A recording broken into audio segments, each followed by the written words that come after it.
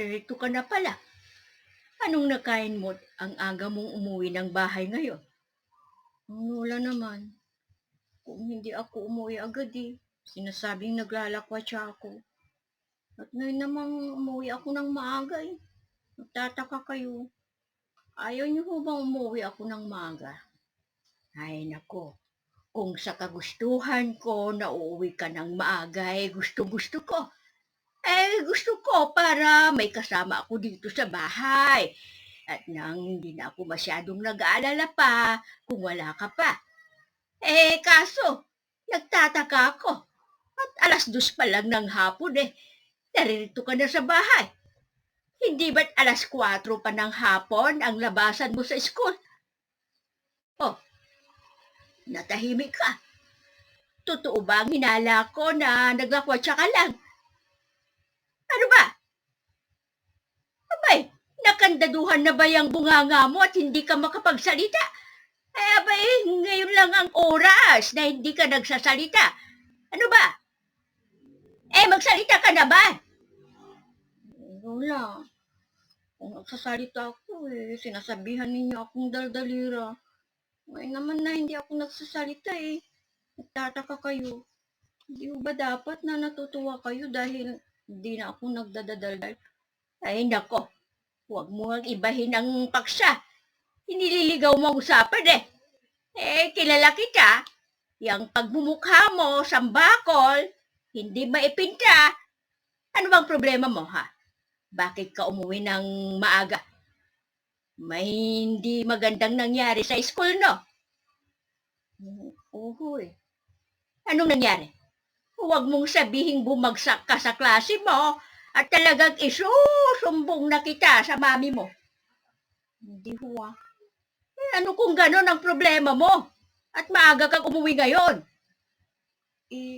Kasi po, napaaway po ako Ano? Napaaway ka? At bakit?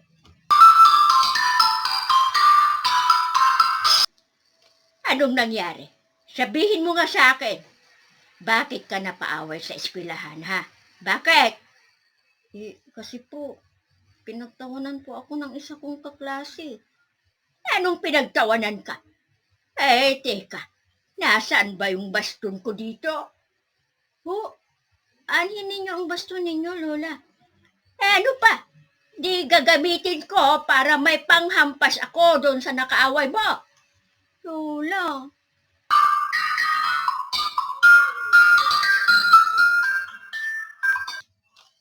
Grabe pala kayo, Lola. Talagang hahampasin ninyo ng baston yung nang-away sa akin. Oo. Kung ako nga na lola mo hindi kita sinasaktan. Kahit na asar na ako sa'yo. Tapos ngayon, kung sino-sino lang ang mananakit sa'yo, hindi pwede sa akin yan. Uy, ang lola ko, mahal na mahal talaga ako kahit na daldalera ako. Bakit ka nga ba pinagtawanan, ha? Anong ginawa mo at pinagtawanan ka? Punto kasi lola Ano? Sabihin mo, magsalita ka. Sinabi ko lang naman po na ang Cebu ay ang Sheba na nabanggit sa Biblia. Pinagtawanan na po ako. Ano? Sinabi mo na ang Cebu na isa sa malalaking isla ng Pilipinas ang Sheba na nabanggit sa Biblia? Oo. Teka. Asan ba yung baston ko dito? Anin ninyo ang baston, Lola. Hampasin na ho ba ninyo yung nang-away sa akin? Hindi ko ihahampas ang baston ko doon sa nakaaway mo, kundi sa'yo ko ihahampas.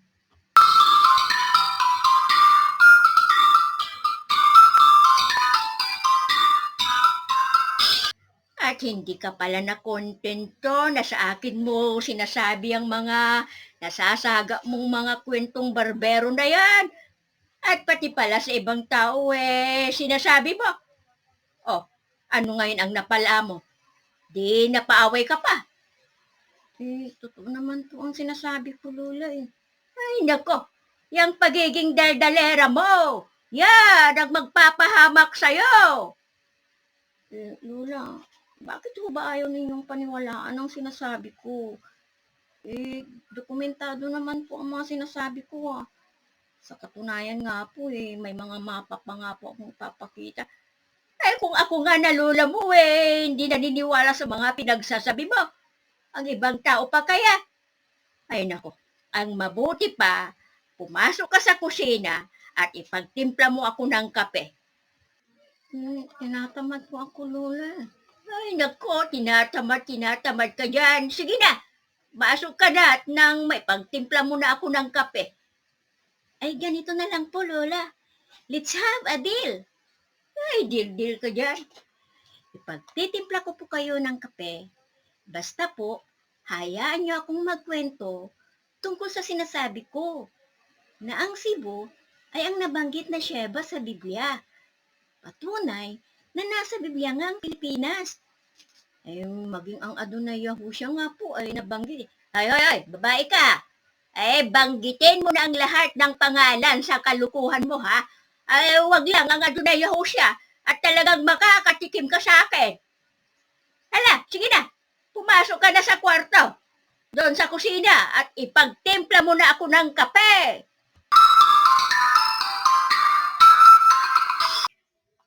Ano ba namang kape ito? Ang pait-pait. Lola, naubusan na po kasi tayo ng asukal siya nga pala, Lola, pwede na po ba akong magkwento ngayon tungkol po sa Cebu? Ano ba yung sinasabi mo? Cebu? Kaya nga po malakas ang loob ng isang mananaliksik na nagsasabing ang Pilipinas ay ang Ophir na nabanggit sa Biblia dahil isa po ang Cebu na ebidensya para kumpirmahin na ang Ophir na nabanggit sa Biblia ay ang Pilipinas. Ay nako, at bakit mo namang nasabing ang Cebu ay ebidensya na nasa Biblia na sinasabi mo? Kasi po, si Sheba po ay kapatid ni Ophir. Ano ka ba naman? Dati Ophir lang ang nababanggit mo. Ngayon may Sheba ka pang nalalaman. Ano ba talaga? Kasi po, si Ophir po ay isang tao. At tulad din po sa panahon natin ngayon, siya po ay nanirahan dito. At dito nga po siya nanirahan sa Pilipinas. At hindi po ba na madalas na pangalan ng mga kalye o lugar ay pangalan ng tao bilang pagkilala nila dito? Ganon din po, ipinangalan po kay Ophir ang lupaing ito dahil dito nga po siya nanirahan. Kung tao yung sinasabi mong Ophir, sino ba siya? Si Ophir po ay mula po sa lahi ni Shem. Shem? Opo, si Shem po na anak ni Noe. Nako, at bakit pati si Noe nabanggit sa usapang ito, ha? Bakit?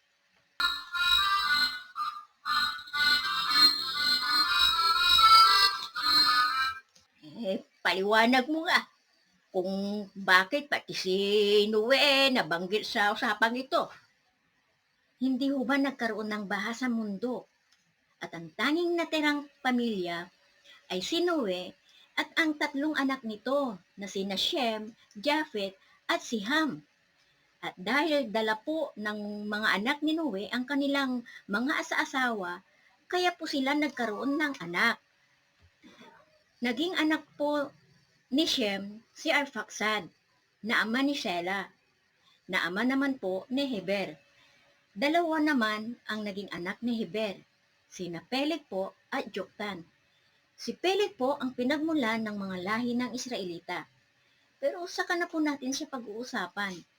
Dahil ang pag-uusapan po natin ngayon ay si Joktan at ang kanyang mga anak, lalong-lalo na po sina Sheba at si Ophir nga. Ay nako, sigurado ka ba na mula sa lahi ni Shem, yung Ophir na sinasabi mo? Opo, kahit nabasahin niyo po sa chapter 10 ng Genesis, naroon po ang mapangalang nabanggit ko. Alam ko ang tungkol sa Sheba na yan. Reyna yan at galing yan sa Ethiopia. Mayroon nga po na Shebang nabanggit Pero, ibang Sheba po yun. Galing naman po yun sa lahi ni Cush na anak naman po ni Ham. Samantalang ang sinasabi kong Sheba ay isa sa mga anak ni Joktan na napadpad nga po sa lupaing ito na ngayon ay Pilipinas na. Ay, wag mo nga akong lansehin.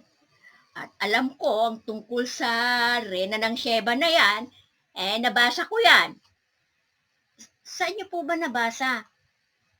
Saan pa? Di dun sa Quebranagas. Kaya alam ko ang kwentong yan. Na ang Reyna ng Sheba na yan isa sa mga inasawa ni Haring Solomon. Nagkaroon pa nga sila ng anak si Menelik. Ho, naniniwala ho kayo sa kwentong yun ng Quebranagas, Lola? Ang libro na may kinalaman sa karunungang itim? Nagpapaniwala ho kayo sa kwentong yun? Na nagsasabing nagkaroon ng anak na lalaki si Haring Solomon sa sinasabi nilang Reyna ng Sheba?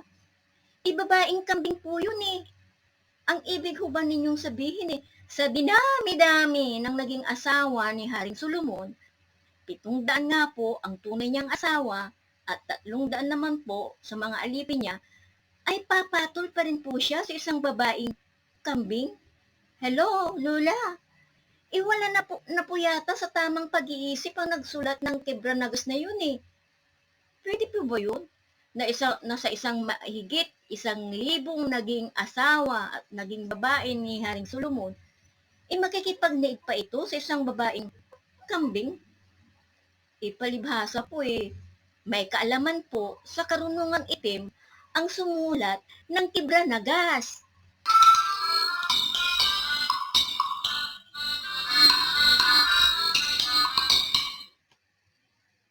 Ay nako, kung hindi man sa Ethiopia galing, ay sa Yemen naman galing ang Reyna ng Sheba.